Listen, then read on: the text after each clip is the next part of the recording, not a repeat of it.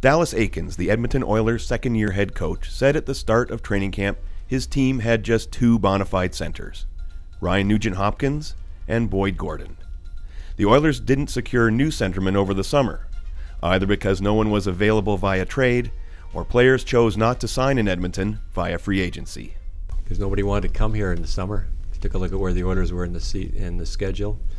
Tough early going and where they finished last year, and they said no thanks.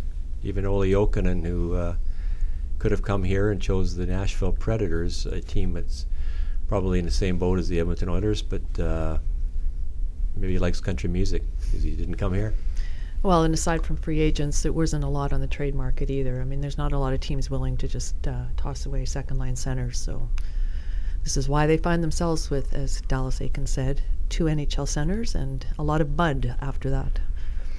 They have. I mean, this rebuild that we're still in the midst of was constructed primarily around wingers. And normally you would build it around centermen.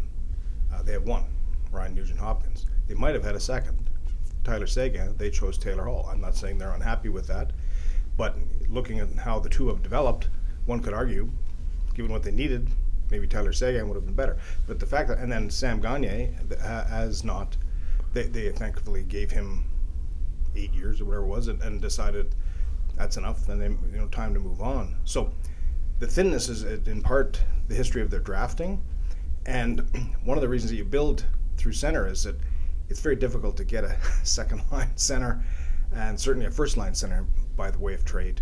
Teams just don't trade those players. A pair of NHL jobs are up for grabs.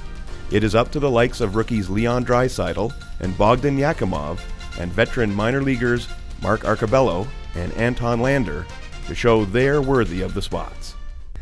If Mark Arcobello and Anton Lander cannot beat out a 18-year-old center and a 19-year-old center in Draisaitl and Yakimov, then maybe they're not that good either.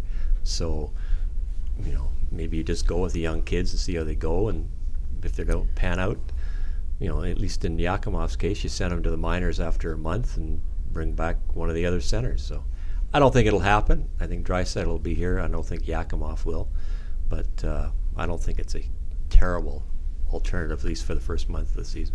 Yeah, I agree. I think we'll see Draisaitl obviously at least for the first 9 games.